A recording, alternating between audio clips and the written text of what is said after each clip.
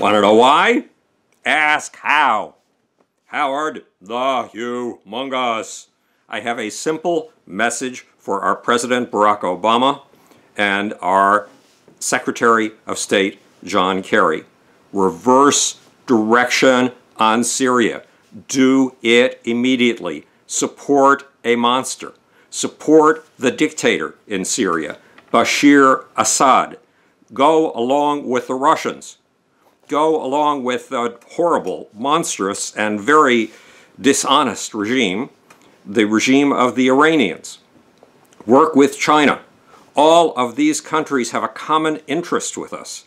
That common interest is crush, eradicate, eliminate ISIS.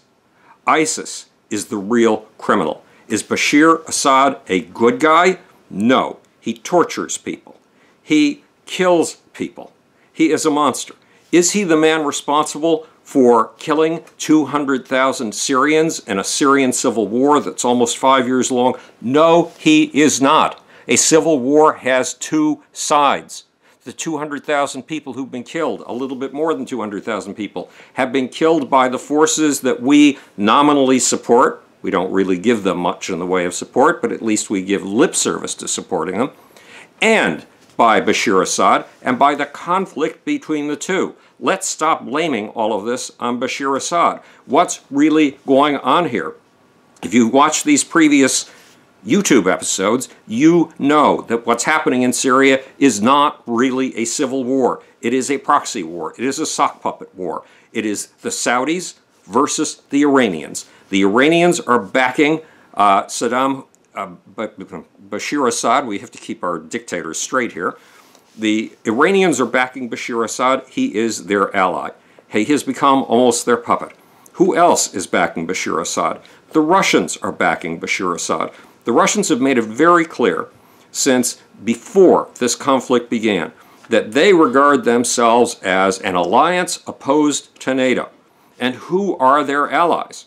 Their primary allies are Iran and Syria. Syria has given them a naval base on the Mediterranean for years now. In the last couple of days, the entire Baltic fleet, that's roughly 43 vessels, 43 ships, have transferred to that port on the Mediterranean. They have been doing military exercises on the port near the Mediterranean. As far as Russia is concerned, NATO is the United States, France, Germany, and Britain, plus a bunch of outliers, and their military alliance is Syria, Iran, China, and Russia. And they have made that obvious from the beginning. Right now, the Russians have gone in allegedly to crush ISIS. We should welcome this. 2 years ago, on September 8th of 2013, I used contacts that I had made via a strange incident. The Office of the Secretary of Defense had thrown a forum based on my second book, Global Brain, The Evolution of Mass Mind from the Big Bang to the 21st Century, and brought in people from the State Department, the Energy Department, DARPA, IBM, and MIT. In September of 2013, 2 years ago, something suddenly occurred to me. Bashar Assad is not our enemy. In a very strange way, he is our ally. Why? Because our real enemy in Syria and Iraq is ISIS, and we have to do anything we can to eradicate them. Plus, there's a lesson, the lesson of the dictators. The lesson of the dictators is this: we encouraged the toppling of Muammar Gaddafi, who was shot in front of video cameras. We encouraged the toppling of the tyrant who was running Egypt. We kicked off the process that led to the hanging of Saddam Hussein in Iraq. What did we get for all of these regime changes? In Libya, we got total chaos. It is hideously unsafe to live in Libya right now. In Iraq, we got total chaos. It is monstrous living in Iraq right now, especially in those zones controlled by ISIS. Do we want to repeat that mistake of knocking over a tyrant and creating a power vacuum into which ISIS and civil war will flow, which will become radically insecure again? What is it we imagine will happen if Bashir Assad is driven from power? Why do we imagine that anything but the chaos we've seen in Libya and in Iraq will ensue? We have no reason to believe anything positive could possibly happen at all. So 2 years ago, I used the connections that I made when the Office of the Secretary of Defense, through a forum based on Global Brain, and got an international affairs, a global affairs operative very, very close to the White House. And I called him on a Sunday morning at 8 o'clock, a strange hour to be having a business meeting, to tell him we have to reverse direction in Syria. We have to stop attacking Bashir Assad. We have to knit together China, Russia, Iran, and ourselves. Why? Because China has a Muslim problem. Its western province, Xinjiang, is part of what many jihadists, Muslim militants, want to turn into a global Islamic empire.